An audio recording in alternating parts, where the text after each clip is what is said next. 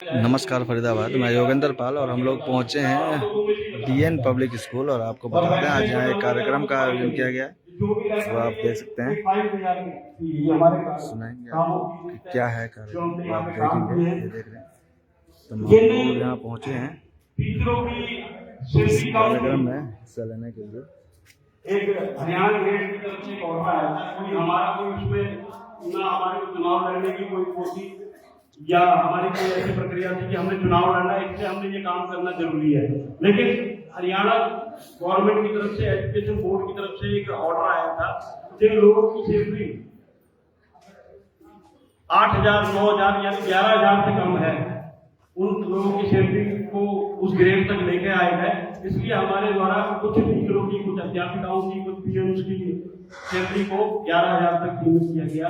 उसमें से टीचरों की सैलरी इसलिए हमने 500 रुपए एक्स्ट्रा बढ़ाई, क्योंकि टीचरों का एक मान सम्मान अलग होता है, 4th ग्रेड के मान सम्मान से थोड़ा ऊंचा होता है, इसलिए हम लोग की सैलरी 11,500 500 रुपए उन 4th क्लास के उससे ज्यादा रखेगा।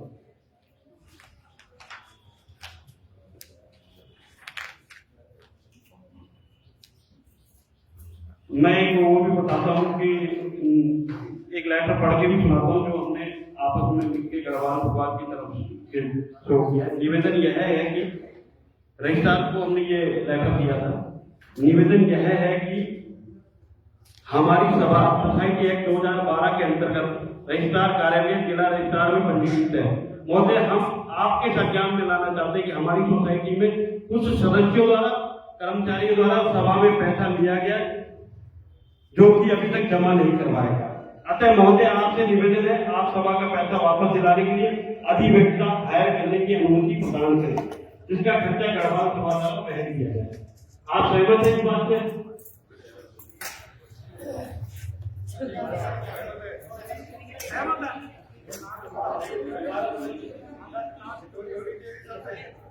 रिकवरी होनी चाहिए। और ऐसा देखो, अगर आप लोग इसमें भी एक ये सोचते कि कोई ग्रुप अलग है, कोई ग्रुप अलग है, तो इसमें हमारे सभी माननीय, चाहे वो कन्वेयर हो, चाहे वो कन्वेयर हो, चाहे जयपाल देवी हो या मेरे जैसा कोई साधारण सदस्य एडवोकेट कमेटी हो, उन सबके साइन इस पे है। आप ये लोग ये नहीं कह सकते कि हम ग्रुप बना के यहाँ पे बैठे, हम ग्रुप बना के नहीं बैठे। हमारी सबकी सहमति से ये भी रजिस्ट्रार को लेटर दिया गया है। और हम आप लोगों का आज का मकसद बहुत बड़ा था, लेकिन क्या करें, किसी कारण ये जो हमारे गौड़ साहब के साथ जो हादसा हुआ है, दुखद हादसा हुआ है, उसके लिए अफसोस करते हुए इसको हम बड़ा नहीं कर पाए। और हम चाहते हैं कि शॉर्ट नोटिस में सारे आज डिटेल खत्म कर दी जाए। अगर आप उसमें से कोई पढ़ना चाहता है, पर्सनली कोई पढ़ के सुनाना चाहता है, तो हम उनके लिए भी तैयार है। ठीक है ना साहब? तो आप लोगों की सहमति है वकील के लिए, आप लोगों की सहमति हमारे जो द्वारा जो अभी तक काम किए गए हैं वो ठीक रहे। आप पढ़ दो एक बार। अगर आप लोग सहमत है कि हम लोगों ने जो अभी तक एडवोकेट कमेटी हमारी 6 जनों की है, उन्होंने जो कार्य किए वो उनसे आप सहमत है कि हमने अच्छे काम किए, सैलरी बढ़ाना अच्छा था, बढ़िया था, और टीचरों को कुछ एक्स्ट्रा देना था, क्योंकि टीचरों एक अध्यापक जो होते हैं वो उनका दर्जा थोड़ा ऊंचा होता है, इसलिए उनका 500 रुपए कीमत ज्यादा रखा गया है। तो कई लोगों के सवाल आपस में भी हम लोगों ने डिस्कस किया कि भाई ये प्रक्रिया ठीक है कि नहीं है। तो हम लोगों ने आपस में डिस्कस करके किया कि ना तो ये मेरा अधिकार है, ना कन्वेयर साहब का अधिकार है। ये हरियाणा गवर्नमेंट की तरफ से ऑर्डर हुआ था कि इनको सैलरी इंक्रीमेंट की जाए, इनको हरियाणा ग्रेड पे लाया जाए। अभी भी इनमें से कुछ जो कहते हैं कि एडोप 2 महीने में कहते हैं एडोप जो होते हैं, जो टीचरों की भी कुछ वो सैलरी बढ़ानी है। तो अगर आपकी सहमति आज ही मिल जाए तो उनकी सैलरी कल ही बढ़ा देंगे। ठीक है सर? आप ये देखिए कि आपका क्या बजट है, इनकम क्या है, इनकम के हिसाब से आप डिसाइड करो। ये ना हो कि आपने इस तरफ बढ़ा दी इनकम कम हो और फिर लॉस और बढ़ते जाए। इसका भी मैं आपको देखने वाली बात है। इसका भी मैं आपको जवाब देता हूँ। एक महिला जो सुबह घर से निकलती है, 10 तरीके के काम करती है, उसके बाद वो अपने बच्चों को तैयार करने के बाद, जिनके बच्चे पढ़ रहे होते हैं या घर के काम करने, अपने हस्बैंड के लिए टिफिन तैयार करना है, उसके बाद यहाँ से जाने के बाद आपको क्या लगता है कि एक टीचर, अच्छी टीचर हमारे स्कूल को छोड़ के चली जाए? एजुकेशन का दर्जा कब बढ़ेगा? जो हमारी सोच है, एजुकेशन का दर्जा कब बढ़ेगा? मेरी वाइफ खुद टीचर है, मेरी वाइफ अपने स्कूल में रिजाइन देने की सोच रही है क्योंकि उसकी सैलरी 19,000 रुपए है, उसको दूसरी जगह में 25,000 रुपए सैलरी मिल रही है, इंग्लिश की टीचर है, वो छोड़ के जाएगी नहीं जाएगी स्कूल? तो हमारे को सब चीजों का ध्यान रखना, अपने बजट का ध्यान रखना भी हमारी जिम्मेवारी में मानता हूँ, लेकिन स्कूल की एजुकेशन की जिम्मेवारी भी तो हमारे ऊपर है। 6 लोग स्कूल की जिम्मेवारी भी तो संभाल रहे हैं। कल को आप ही लोग बोलोगे अभी 2600 बच्चे, 2600 कुछ बच्चे हैं और कल लोग 2000 मतलब 3000 हो गए या 2800 रह गए बच्चे। जब टीचर ही अच्छी नहीं होगी, हम उनको सैलरी नहीं देंगे, तो हम तो क्या उनसे क्या एक्सपेक्ट करते हैं टीचरों से? आप बताओ। ये ऐसा है कि जो आप कह रहे थे टीचरों के लिए, उसके लिए केआरए ड्राइव करी थी हम लोगों ने 2 महीने पहले। हमारे पास सारी टीचरों का डाटा आ गया है, उनकी क्वालिफिकेशन डिटेल्स आ गई है, वो सैलरी कितना विड्रॉ कर रही है वो भी आ गया है। हम सब एज एन एडॉक कमेटी ये मानते हैं कि स्थिति सच में दयनीय है, मतलब जो डिजर्विंग है ना उसे वो नहीं मिल रहा जो कि नॉन डिजर्विंग को मिल रहा है। सबको सब कुछ पता है क्यों हुआ, कैसे हुआ। जैसा कि भाई साहब ने कहा कि एडॉक कमेटी ट्रांसपेरेंट वे में काम कर रही है, हम किसी पार्टी पक्ष का विशेष कोई ध्यान ना देते ना सुनते। इसी वजह से अभी तक 4 रिक्रूटमेंट करी है हमने टीचरों की, और जिनकी हमने रिक्रूटमेंट करी है वो वेल क्वालिफाइड है। फिजिक्स के 2 टीचर्स को रखा गया और एक साइंस और इंग्लिश के टीचर को रखा गया मेन ब्रांच में। और जो टीचरों के बारे में टीचर जी ने कहा, हम ये मानते हैं कि एक्चुअली में सिचुएशन जनरली दयनीय है, पर जो इसके बारे में हम जो अपने एंड में जो अपने स्टेटमेंट लिख के जाएंगे अपने लास्ट टेन्योर में, कुछ बाकी दिनों में इलेक्शन होने से पहले, तो हम भी बुक्स में लिख के जाएंगे कि सैलरी बढ़नी चाहिए योग्यता के अनुसार, और जो कि अनवांटेड स्टाफ है, जो कि जरूरत नहीं है स्कूल में, वो भी स्कूल में है, वो नहीं होना चाहिए। जो लास्ट की गवर्निंग बॉडीज रही है, इम्प्रेस के कुछ मामले ऐसे हुए कि लोगों ने करोड़ों रुपए तक कैश निकाला, ठीक है। अब होता क्या है कि ना तो संस्था गलत होती है, ना संविधान गलत होता है, वो लोग गलत होते हैं लोग, जिसकी वजह से कई इनकम टैक्स के नोटिस हम लोगों ने रिसीव किए अपने टेन्योर में। हमारा कोई रोल नहीं है, but as an ad hoc committee member हमें 2 नोटिस मिले, जिसमें कम से कम एक में तो 2.25 करोड़ रुपए का बीएन पब्लिक स्कूल पे इनकम टैक्स ने नोटिस इशू कर रखा है, और एक 85 लाख रुपीस का। और ये सब इसलिए है कि जो एक्स गवर्निंग बॉडीज रही है, उन्होंने संविधान के अनुरूप कभी काम किया ही नहीं, ठीक है। इससे हरीश जी भी सहमत है, मैं भी सहमत हूँ। भाई ये संस्था गढ़वालियों की है, आज जितना पुराने स्कूल है, इसकी यूनिवर्सिटीज होनी चाहिए थी, कुछ व्यक्ति विशेषों की वजह से, या मैं नहीं जानता, लेकिन जो गलत है उसके साथ गलत होना चाहिए, जो सही है उसके साथ सही, उसके साथ भी गलत नहीं होना चाहिए। लेकिन अब जो ये चीजें हो रही है इनकम टैक्स वगैरह की, हमने अपनी तरफ से आज एन एडॉक कमेटी, जो भाटिया सीए था उसको इसके लिए फाइनेंशियल जो उनकी फीस अथॉरिटी दे दी गई है, और आज अब से पंजाब हाई कोर्ट में केस फाइल कर दिया है उन्होंने। तो अब सूनर और लेटर इस चीज के बारे में जितना जल्दी पता लगेगा, वो सारी चीजें वेबसाइट में अपडेट कर दी जाएंगी, या फिर जो गवर्निंग बॉडी आएगी वो आपको सूचना कर देगी। अगर इसके उपरांत भी अगर कोई मन में किसी के सवाल है कम क्षणों में, तो पूछ लीजिए।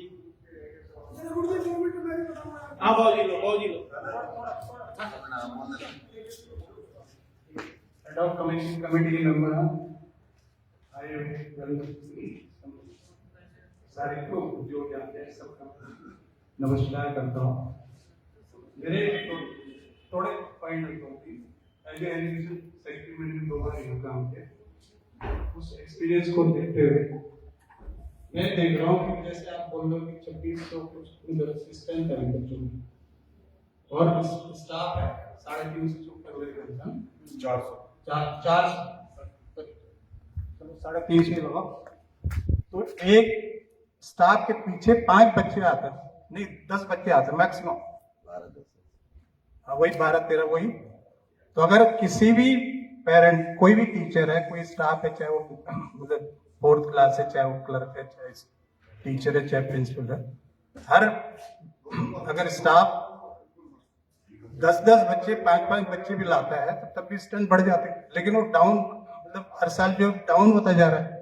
हमारे टाइम में जब हम कार्यकारिणी में 2016 तक, उस टाइम जो है करीब 5800 बच्चे थे और अब 2600 आ गए, मतलब 1/3 से भी डाउन हो चुका है। तो क्या फायदा और इतना स्टाफ रख के क्या करना है जब बच्चे हैं ही नहीं, तो किसको पढ़ाना भाई? या तो सेग्रीगेशन किया जाए, तब तक जब स्ट्रेंथ बढ़ेगी उस हिसाब से फिर टीचर अपॉइंट हो जाएंगे, जो 4th क्लास के जो कोई भी है वो लग सकते हैं। बाकी 100 मेरा ये मानना है, जैसे एडॉप्ट कमेटी बनाई और 1 महीने के अंदर हम इलेक्शन करने की कोशिश की, तो शायद पूरा फरीदाबाद में जितने हम सभा से जुड़े लोग हैं सब में एग्री होंगे, लेकिन सौहार्दपूर्ण किया जाए तो सबसे अच्छा रहेगा और भी चीजों को कर सकते हैं। हमें फाइनेंशियली फाउंडेशन दे रखी है। नहीं, मैं जवाब दे, मैं बोली जब 6 महीने के टेन्योर में हमने जो प्रयास करा है कि अब जैसे वो 2C की बिल्डिंग है, अगर आप यहाँ पे देख सकते हैं तो रंग रोगन का हमने करवाने का प्रयास किया, जो सो दैट कि कल को पेरेंट्स को अट्रैक्टिव लगे, और जिन ब्रांचों में नहीं है वहां काम चल रहा है। दूसरी चीज में हमने एडमिशंस के रिलेटेड एक एडमिशंस को बढ़ावा देने के लिए एक एक्टिविटी करी थी, यहाँ पे कार्यक्रम किया था, जिसमें कि मैंने आपको पहले ही बताया कि 70 लोगों ने पार्टिसिपेट किया था। और जो कंसर्न आपने बहुत ये कहा कि क्या कहते हैं एक स्टूडेंट के ऊपर 5 टीचर हैं, तो मैंने आपको पहले ही बता दिया गया है कि देखिए ऐसे हम 6 महीने के लिए हैं, चीजों को समझने में भी समय लगता है, पर हमें ये समझ में आ चुका है कि यहाँ पे अनवांटेड स्टाफ है, फेवरिज्म होती है। तो हम भी इस चीज का जो हमने KRA ड्राइव चलाई थी उसका कारण ही यही था कि कौन सा बंदा सिस्टम में है तो किस लिए है। तो उस दौरान हमारे पास कुछ नाम आए, तो जो गवर्निंग बॉडी आएगी वो जो सूची हमने बना रखी है हम उनको हैंड ओवर करके जाएंगे। वो उन पर डिपेंड करता है कि वो उसके साथ क्या निर्णय लें, बट हम अपना फीडबैक देके जाएंगे कि भैया ये जो अनवांटेड फाइनेंशियल लायबिलिटी आपने संस्था के ऊपर डाल रखी है उससे संस्था को आजाद या मुक्ति दिलाई है। आज यहाँ एक सभा रखी गई थी, गढ़वाल सभा की तरफ से कार्यक्रम था, और क्या कार्यक्रम था, किस उद्देश्य को लेकर रखा गया था, वो बात करेंगे। मनु शर्मा जी हमारे साथ हैं और तमाम कमेटी के सदस्य भी यहाँ साथ में हैं और देख रहे हैं। अभी आपने देखा था कि पूरी सभा यहाँ गढ़वाल सभा मौजूद थी। नमस्कार जी। मनोज जी, आज क्या कार्यक्रम था और ये किसको लेकर रखा गया था? गढ़वाल सभा के प्रांगण में आप खड़े हैं जी। विस्तार से थोड़ा समय ना लेते हुए बताना चाहूँगा कि गढ़वाल सभा के 7 स्कूल हैं। बद्रीनाथ नारायण स्कूल के नाम से, शॉर्ट फॉर्म में BN स्कूल कहते हैं। 1980s में ये स्कूल शुरू किया गया था। कुछ कारणों से यहाँ पे कई सालों से जो है चुनाव जो है हो नहीं पा रहे थे, तो रजिस्ट्रार द्वारा एडॉक कमेटी बनाई गई और हम उस एडॉक कमेटी का हिस्सा हैं। इसमें 6 मेंबर हैं जी। कन्वीनर ईश्वर रावत जी हैं, मैं हूँ, मनोज शर्मा, हमारे नरेंद्र डंगवाली भी हैं और भी 3 सदस्य हैं। तो आज हमारा जो प्रयास था कि जनरल हाउस करा करके लोगों को यह अधूरा कराया जाए कि किस प्रकार से आने गत 4 हफ्तों में इलेक्शन कब तक हो जाएगा। बस इसी उद्देश्य से मीटिंग रखी गई थी कि इलेक्शन ठीक ठाक से होने चाहिए और भातृ प्रेम के सौंदर्य को बनाते हुए इलेक्शन होने चाहिए, इसी संदर्भ में ये मीटिंग। तो ये इलेक्शन कितने समय बाद हो रहे हैं? ये इलेक्शन हो रहे हैं कम से कम 6 साल बाद। 6 साल बाद। अच्छा जी, तो ये इतना लंबा समय कैसे थे? उसका कुछ कारण इस प्रकार से रहे हैं कि जी जो पुरानी एक गवर्निंग बॉडी आई थी उन्होंने कुछ डिसीजंस लिए होंगे जो कि डिस्प्यूटेड रहे होंगे, उसी कारण से कुछ लोगों की जो मेंबरों की सहमति नहीं बन पाई होगी, उसी कारण लोगों ने अपने अपने अपने ऑब्जेक्शंस उठाए, जिसके कारण गवर्नमेंट ने भी इन चीज़ों को एंटरटेन करा और इस वजह से 6 वर्षों तक इलेक्शन नहीं हो पाए। जी, तो अब ये जो इलेक्शन प्रक्रिया चल रही है, तो अब इसमें क्या निर्णय लिया है कि कब तक इलेक्शन होंगे? जी, एसआईबीसी के रजिस्ट्रार द्वारा HIS की नियुक्ति कर दी गई है एज ए आरओ, ठीक है, मैं और 2 BROs को अपॉइंट कर दिया गया है और इसके लोअर कोर्ट से फैसला भी आ चुका था कि 8 हफ्तों के अंदर अंदर इलेक्शन हुई है। तब आने वाले 4 जैसे मैंने बताया 4 हफ्तों में इलेक्शन हो जाएंगे। उसके बाद सुचारू रूप से एक जो नई गवर्निंग बॉडी आएगी वो अपने स्कूल को चलाएगी। मतलब अप्रैल लास्ट तक हो जाएंगे? हाँ, ये अप्रैल लास्ट तक मैक्सिमम हो जाएंगे। जी, बहुत बहुत धन्यवाद सर। क्या नाम है आपका? नरेंद्र सिंह डंगवाल। जी नरेंद्र जी, क्या कहेंगे? आज एक बड़ी सभा थी। आज ये सभा की गई थी, इसका मुख्य उद्देश्य जो चुनाव प्रक्रिया है उसको लोगों के बीच में पहुंचाना था, लेकिन किसी कारणवश जो रिटर्निंग ऑफिसर थे उन्होंने यहाँ आना तय किया था, लेकिन किसी कारणवश वो आ नहीं पाए। लेकिन फिर भी लोगों की जिस हिसाब से लोगों की प्यार प्रेम है उस हिसाब से हम लोगों ने रिटर्निंग ऑफिसर से भी फोन पे बात हुई, वो कह रहे हैं कि जो हमने एक कॉलेजियम बनाया है उसको हम फिर अप्रूवल देंगे और हो सकता है कि 1 महीने के अंदर अंदर इस महीने अप्रैल माह के अंत में या मई के आरंभ में चुनाव प्रक्रिया शुरू हो जाएगी। शुरू हो जाएगी जी। तो हरीश जी भी हमारे साथ हैं। हरीश जी, आज बहुत देर से मीटिंग चल रही थी और पूरे गढ़वाल सभा के जितने भी जो सदस्य हैं वो सभी यहाँ पहुंचे थे और जो कमेटी के भी लोग हैं वो भी थे। मुद्दा क्या था और ये कैसे कब तक रहेगा जी? सर, मुद्दा ऐसा था, देखिए, जहाँ समाज की बात आती है तो थोड़ा सा कुछ लोगों में सहमति और कुछ लोगों में असहमति होती है और उसका खामियाजा जो है हमारे गढ़वाल सभा के जो स्कूल हैं उसका खामियाजा हमारे स्कूलों को भुगतना। जी बिल्कुल। तो मैं भी यहाँ का एक एक्स स्टूडेंट रह चुका हूँ, तो इस नाते मैंने सोचा कि चलो एक थोड़ा सा सारे समाज को आपस में जोड़ने की कोशिश की जाए। और पहले हमारी कोशिश ये है कि सर्वसम्मति से एक मैनेजमेंट बॉडी बना दी जाए, अगर नहीं बनती है तो फिर भी सब समाज के हिसाब से इलेक्शन करवाए जाएं और एक स्थायी मैनेजमेंट कमेटी आए जो स्कूलों को सुचारू रूप से चला पाए। तो आज लगभग 99% सबकी सहमति है। देखिए, हमारे कोर्ट के ऑर्डर भी हैं और सारी चीजें हैं कि 1 महीने से 1.5 महीने के अंदर हम इलेक्शन करके एक गवर्निंग बॉडी प्रॉपर बनाएंगे। यही हमारे कितने स्कूल हैं? हमारे 7 स्कूल 7 स्कूल हैं जो गढ़वाल सभा से रन करती है जी। तो उसी को लेकर स्कूल एक नॉन प्रॉफिट ऑर्गेनाइजेशन है, किसी व्यक्ति विशेष की नहीं, सभा द्वारा बनाए गए हैं और ये सिर्फ बनाई गई थी जो आर्थिक रूप से गरीब बच्चे हैं या जो आर्थिक रूप से गरीब परिवार हैं उनके बच्चों को एक एजुकेशन मिल सके, जी बिल्कुल वे मिल सके, उन लोगों के लिए स्कूल हमने स्थापित किए थे। और आज की डेट में अगर आप कंपैरिजन करेंगे तो हमारे स्कूलों की फीस जो है वो बाकी के स्कूलों से, बाकी के शिक्षा के स्तर के हिसाब से हमारे भी फीस बहुत कम है। तो आज यहाँ जो लोग बैठे थे और तमाम जो सदस्य बैठे थे गढ़वाल सभा के, तो क्या सहमति रही उनकी? देखिए, सहमति सबकी है। कुछ लोगों के मन में प्रश्न थे, उनके सवाल हमने क्लियर किए। देखिए, होता क्या है, जब आदमी को किसी चीज का सही उत्तर नहीं मिल पाता तो भ्रामक स्थिति। तो ये आयोजन का मेन कारण ये था कि किसी की कोई क्वेश्चन है, कोई क्वेरी है जो क्लियर करना चाहे तो हम लोगों ने वो क्लियर की और सब लोग संतुष्ट हैं। सब लोगों का यही है कि इलेक्शन जल्द से जल्द होना चाहिए जी। बहुत बहुत धन्यवाद हमारे साथ बातचीत करने के लिए। तो फरीदाबाद जोड़ेंगे आपको शहर की अन्य महत्वपूर्ण खबरों के साथ। बहुत बहुत धन्यवाद।